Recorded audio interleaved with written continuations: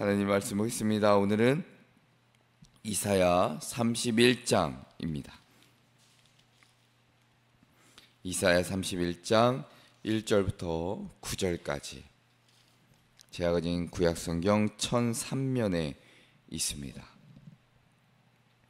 1절부터 9절까지의 말씀을 한 절씩 교독하겠습니다.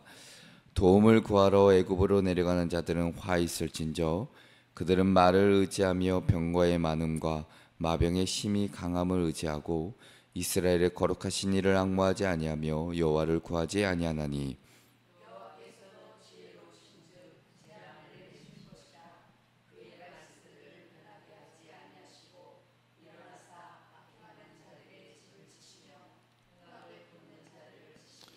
애굽은 사람이요 신이 아니며 그들의 말들은 육체요 영이 아니라 여호와께서 그의 손을 펴시면 돕는 자도 넘어지며 도움을 받는 자도 엎드려져서 다 함께 멸망하리라.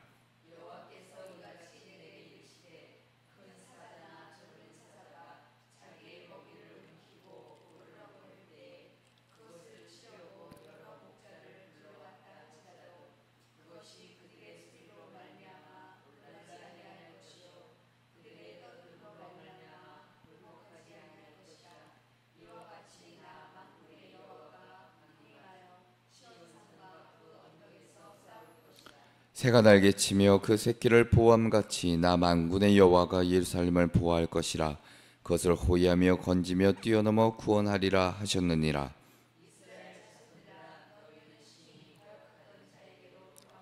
너희가 자기 손으로 만들어 범죄한 은 우상, 금 우상을 그 날에는 각 사람이 던져버릴 것이며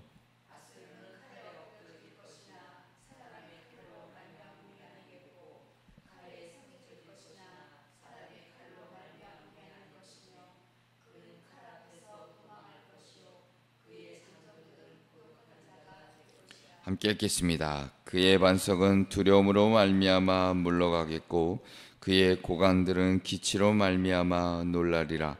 이는 여호와의 말씀이라. 여호와의 불은 시온에 있고 여호와의 불문은 예루살렘에 있느니라. 아멘. 할렐루야. 자, 오늘도 주임 전에 나오신 우리 성도님들과 그리고 영상으로 함께 예배하시는 우리 성도님들에게 하나님의 크신 인도하심의 은총이 있기를 먼저 주님의 이름으로 축원합니다. 자, 오늘 말씀의 제목은 여호와만 의지하라입니다. 여호와만 의지하라. 자, 오늘날의 사회는 그 어느 시대보다 눈부신 발전을 자랑하고 있습니다.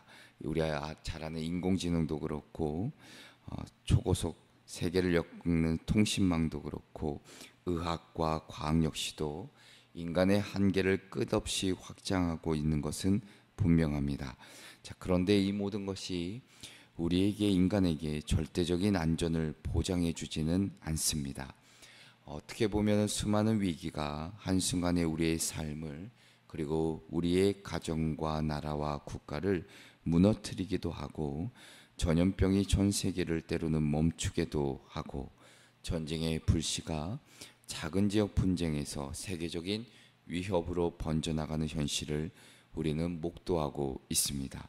결국 인간이 만든 힘이라는 것은 언제나 불안정하고 또한 그것을 붙드는 자에게 영원한 어떤 평안과 안식을 주지를 못한다는 사실입니다. 바로 이 지점에서 이사야 31장의 메시지가 우리에게 아주 귀한 교훈을 주십니다. 오늘 1절의 말씀은 이렇게 시작합니다. 도움을 구하러 애굽으로 내려간 자들은 화 있을진저 그들은 말을 의지하며 병거의 많음과 마병의 심히 강함을 의지하고 이스라엘의 거룩하신 이를 앙모하지 아니하며 여호와를 구하지 아니하나니라고 기록합니다. 자, 여기서 중요한 단어가 바로 이 의지하다입니다.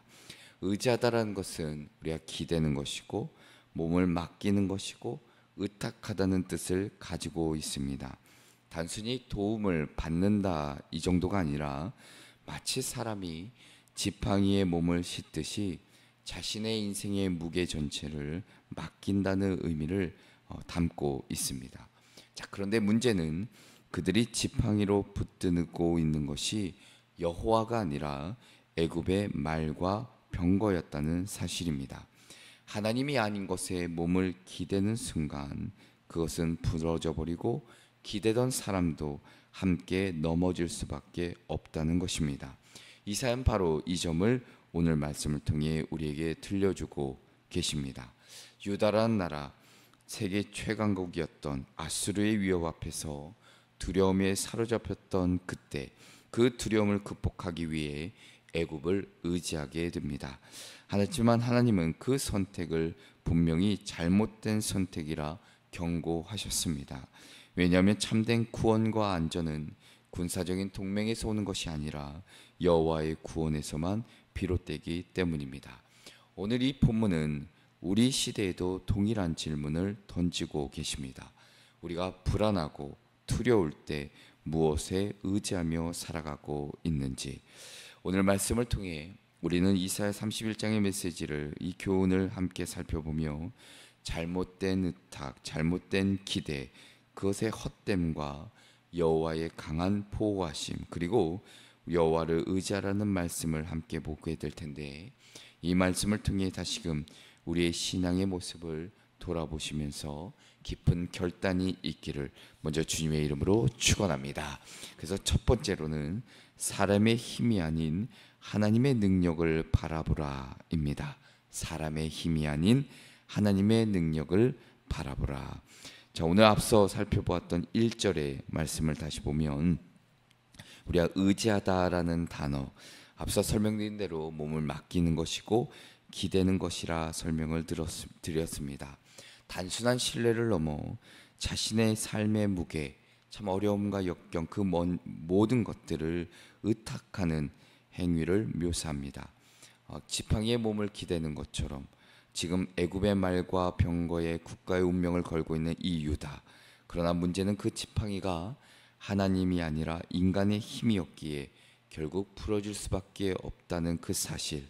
자, 이사야는 바로 이 선택을 향해 오늘 1절에 무엇이라고 말하냐면 바로 화 있을진저라고 경고합니다. 단순한 경고가 아니라 비극을 피할 수 없는 선언이기도 합니다.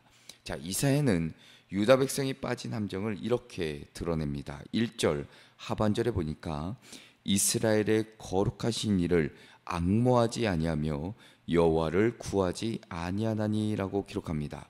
자, 앙모하다라는 것, 단순히 눈길을 주는 행위를 넘어 신뢰와 집중을 의미하는 단어입니다. 자, 사람들은 애굽을 바라보느라 하나님을 바라보는 시선을 잃어버리게 됩니다. 자, 그러나 믿음이라는 것은 눈에 보이는 것보다 보이지 않는 하나님을 바라보는 것이지요. 눈에 보이는 힘은 순간적이지만 보이지 않는 하나님의 능력은 영원하다는 사실입니다. 우리의 문제는 환경이 아니라 상황이 어렵다 해서 무너지는 것이 아니지요. 진짜 위기는 하나님을 바라보는 시선을 잃어버릴 때 일어납니다. 오늘 우리의 삶 속에서도 동일한 유혹이 존재합니다. 우리는 불안과 두려움 앞에서 눈에 보이는 것을 붙들고 싶어 합니다. 물질이든 권력이든 인맥이든 어떤 것이든 그것이 우리를 지켜줄 것이라 믿기 때문입니다. 그러나 그것은 애굽의 말과 병거를 붙드는 것과 다르지 않습니다. 인간의 자원과 능력은 유용할 수 있으나 구원과 생명의 근거가 될 수는 없습니다. 3절에 보면 하나님은 또한 이렇게 말씀하십니다. 애굽은 사람이요 신이 아니며 그들의 말들은 육체요 영이 아니라 여호와께서 그의 손을 펴시면 돕는 자도 넘어지며 도움을 받는 자도 엎드려져서 다 함께 멸망하리라. 단호한 선언이 담겨져 있죠. 애굽은 사람일 뿐이고 그들의 군사력은 육체일 뿐이라. 인간적 힘은 결국 사라지고 하나님의 심판 앞에 무너질 수밖에 없다는 것입니다. 이 구절은 마치 오늘날 우리에게 동일하게 도전하고 계십니다. 우리가 움켜쥐고 있는 경제, 어떤 권력, 어떤 인맥이 우리를 지켜주지 못하고 구원하지 못한다는 사실입니다. 사람의 힘에 의지하는 자는 결국 무너질 수밖에 없다는 것입니다. 혹여나 우리도 지금 애굽을 향해 내려가고 있진 않은지, 문제를 만날 때 먼저 하나님께 엎드리기보다 세상의 힘과 방법을 찾아 해먹이고 있지는 않은지, 하나님을 구하지 않고 사람의 힘에 기대는 것이야말로 우리 신앙에 있어서 가장 큰 위기라 할 것입니다. 그러므로 우리는 반드시 기억해야 합니다. 우리의 구원은 눈에 보이는 힘에서 오지 않는다는 사실을, 보이지 않지만 역사하시는 여호와 하나님께 있다는 사실, 흔들리는 세상 속에서 부러질 지팡이에 기대지 않고 영원히 무너지지 않는 반석 되시는 하나님의 능력을 바라보며 기대는 저와 여러분 되시기를 주님의 이름으로 축원합니다. 둘째로는 하나님의 품 안에서 진정한 평안을 누리라입니다. 하나님의 품 안에서 진정한 평안을 누리라. 자, 앞서 1절부터 3절까지는 사람의 힘을 의지하는 자 무너진다라는 단호한 경고를 보았습니다. 하지만 본문은 여기서 멈추지 않고 단순히 인간의 의지, 그 헛됨을 드러낸 것이 아니라 의지의 대상이 누구인지를 반드시 보여주시는데, 자, 바로 4절과 5절에 그 말씀이 기록되어 있습니다. 자, 4절과 5절의 말씀을 보면 두 가지의 강렬한 이미지를 사용하는데 바로 사자와 새입니다. 자, 먼저 사자처럼 강한 하나님에 대해 설명하고 계십니다. 자, 4절에 그 말씀이 기록되어 있죠. 자, 4절의 말씀을 보면 사자는 자기 먹이를 움켜쥐고 으르렁거리는 사자의 모습을 기록합니다. 당시 유다는 아수르의 위협 앞에서 떨고 있었지만 하나님은 마치 누구도 빼앗을 수 없는 그 먹이를 지키는 사자처럼 시온을 붙들고 계신다고 말씀하고 계십니다. 자, 히브리어 원문을 보면 오늘 이 4절의 말씀 가운데 놀라지 아니할 것이요 굴복하지 아니할 것이요라는 표현이 반복되어 사용되고 있습니다. 사자의 강인함을 강조하는 말씀이죠. 자, 수많은 목자들이 몰려와 소리를 질러도 사자는 눈 하나 깜짝하지 않습니다. 마찬가지로 수많은 열강들이, 강대국들이 시온을 흔들지라도 하나님은 결코 요동하지 않으시는 분이라는 것입니다. 우리는 종종 세상의 거대한 힘에 두려워 떨 때가 있습니다. 수많은 나라의 어려움들, 경제적인 위기, 사회적인 불안이 우리의 삶을 마구 흔들고 있습니다. 그러나 하나님이 말씀하시는 것이죠. 흔들리지 아니하는 나 하나님을 온전히 믿을 것을, 백성을, 그리고 나의 백성을 결코 빼앗기지 않을 것을, 이것이 바로 사자의 이미지가 주는 위로라 할 것입니다. 또 하나는 바로 이 새가 등장하는데, 자, 5절에 보면 새가 날개치며 그 새끼를 보호함같이 나 만군의 여호와가 예루살렘을 보호할 것이라, 그것을 호위하며 건지며 뛰어넘어 구원하리라 하셨느니라 기록하고 있습니다. 자, 새가 날개치며 그 새끼를 보호함같이 예루살렘을 지키신다 말씀하시죠. 자, 사자의 이미지가 대단히 강력한 힘을 보여줬다면, 자, 새의 이미지는 따뜻한 보호를 상징합니다. 자, 히브리어 원문을 보면 오늘 동사가 연속적으로 보호하다, 호위하다, 건지다, 뛰어넘다, 구원하다라는 동사를 연속적으로 사용합니다. 이 반복은 마치 하나님의 구원이 대단히 철저함을 보여주고 계시죠. 단순히 위협으로부터의 방어해 주신 분이 아니라 끝까지 건져내고 품어 안아주시는 분임을 오늘 이 말씀을 통해 우리에게 깨닫게 하십니다. 자, 마태복음 23장 37절에서도 예수님께서 예루살렘을 바라보며 이렇게 말씀하십니다. 암탉이 그 새끼를 날개 아래에 모음같이 내가 네 자녀를 모으려 한 일이 몇 번이더냐라고 말씀하십니다. 자, 구약의 이사야와 신약의 예수님이 동일한 유사한 이미지를 사용하고 있는 것을 발견할 수 있습니다. 하나님의 날개 아래에 있는 백성, 결코 버려지지 않고 하나님의 보호하심 가운데 거할 수 있다는 사실입니다. 하나님은 바로 이 사자처럼 강하시기에 우리는 원수를 두려워할 필요가 없고, 하나님은 또한 새처럼 따스한 분이시기에 그분의 날개 아래서 진정한 안전을 누릴 수 있다는 것입니다. 사랑하는 성도 여러분, 우리 시대에도 아수르와 같은 힘들이 여전히 존재합니다. 거대한 경제적인 구조나 국제의 정세나 강대국들의 위협이나 사회의 불안정한 흐름이 우리의 마음을 끊임없이 흔들고 무너뜨리고 두렵게 만듭니다. 그러나 하나님은 사자처럼 굳건히 그 시온을 붙들고 계신다는 사실, 우리가 흔들려도 하나님은 흔들리지 않으시는 분이라는 사실을 오늘 성경 우리에게 분명 들려주고 계십니다. 또한 우리의 개인적인 삶 속에서도 우리는 수많은 두려움과 불안을 경험하며 살아갑니다. 가정의 문제, 건강의 문제, 때로는 인간의 관계의 문제, 미래에 대한 두려움이 우리를 짓누르고 있습니다. 그러나 하나님은 마치 날개를 펴서 새끼를 품는 어미새처럼 우리를 덮어주신다는 사실입니다. 그 날개 아래에서 우리는 안전하게 쉴 수 있는 것이고 우리는 그 가운데 평안을 누리며 살아갈 수 있다는 것입니다. 이 하나님의 품 안에서 참된 안전과 평안을, 더 나아가서는 진정한 구원의 은혜를 경험하며 살아가시기를 주님의 이름으로 축원합니다. 끝으로는 하나님께로 돌아오는 삶을 결단하라입니다. 하나님께로 돌아오는 삶을 결단하라. 자, 오늘 본문 6절의 말씀을 보시면 이렇게 기록합니다. 이스라엘 자손들아, 너희는 심히 거역하던 자에게로 돌아오라 기록합니다. 돌아오라는 것, 구약 전체에서 가장 중요한 회개의 단어 중에 하나입니다. 단순히 방향을 돌이키는 것이 아니라 삶의 근원, 그 중심을 하나님께로 되돌리는 것을 의미합니다. 자, 유다가 애굽을 의지한 것은 단순한 어떤 정치적인 실수가 아니라 신앙의 중심을 잃어버렸기 때문입니다. 자, 그래서 하나님은 단호히 말씀하는 겁니다. 돌아오라, 돌아오라. 자, 회개는 어떻게 생각하며 우상을 버리는 결단이지요. 7절은 이렇게 이어집니다. 너희가 자기 손으로 만들어 범죄한 은우상, 금우상을 그날에는 각 사람이 던져버릴 것이며 라고 기록합니다.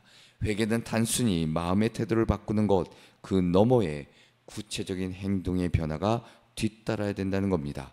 하나님을 의지하지 않고 자신들이 만든 우상을 기댔던 유다, 그러나 여호와께서 돌아오는 그날 그들은 그 우상들을 내던질 것이라 말씀하고 있습니다.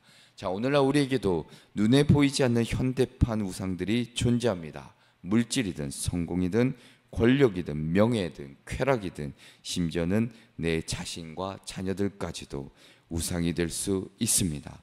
우리가 마음속으로 붙들고 있는 이것만 있으면 살 것 같은 그 모든 믿는 것들이 우상이지요. 하나님께로 돌아온다는 것은 그 우상들을 과감히 내려놓는 것입니다. 자, 8절과 9절의 말씀을 보면 여호와께 돌아오는 자, 그들에게 주어질 구원의 약속을 선포하고 계십니다. 아수르는 칼에 엎드려질 것이나 사람의 칼로 말미암음이 아니겠고, 칼에 삼켜질 것이나 사람의 칼로 말미암음이 아닐 것이며, 그는 칼 앞에서 도망할 것이요 그의 장정들은 복욕하는 자가 될 것이라 말씀합니다. 사람의 칼로 말미암음이 아니겠고라는 표현, 하나님의 구원을, 초월적인 구원을 강조하죠. 인간의 무기로는 도저히 이길 수 없는 아수르를 하나님은 사람의 칼이 아닌 하나님의 칼로, 그 능력으로 꺾으신다는 사실, 인간적인 수단으로는 불가능한 문제를 하나님이 개입하셔서 해결하신다는 뜻이 담겨져 있습니다. 자, 그리고 9절에 이렇게 결론을 맺지요. 그의 반석은 두려움으로 말미암아 물러가겠고 그의 고관들은 기치로 말미암아 놀라리라. 이는 여호와의 말씀이라. 여호와의 불은 시온에 있고 여호와의 불문은 예루살렘에 있느니라 기록합니다. 그의 반석, 아수르가 의지하던 힘의 상징이죠. 그러나 하나님 앞에서 그 강력한 반석조차 무너진다는 것을 뜻합니다. 여호와께서 시온에서 또한 불같은 심판으로 원수를 꺾으시기 때문이라 오늘 성경은 우리에게 깨닫게 해주고 계십니다. 결국 구원의 주권은 인간에게 있지 않고 여호와 하나님께 있다는 것이죠.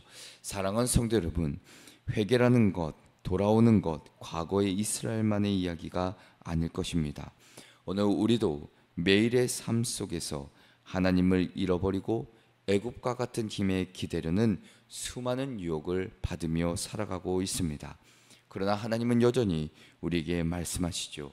나에게 돌아올 것을, 나에게 돌아오고 나만을 의지할 것을. 두려움 때문에 세상적인 방법을 먼저 찾았다면 다시 한번 그러한 삶을 내려놓고 하나님께 돌아와야 합니다. 마음속 우상들을 여전히 내려놓지 못한다면 오늘 그 우상들을 던져버리고 하나님께 돌아와야 합니다. 하나님께 돌아오는 자에게는 분명 놀라운 구원의 역사가 있습니다.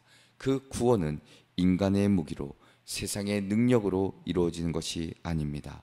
오직 전능하신 하나님께서 친히 역사하셔서 우리에게 참된 자유와 승리를, 그리고 평안을 허락해 주십니다. 이 믿음으로 오늘 하루를 살아내시기를 주님의 이름으로 축원합니다. 기도하겠습니다.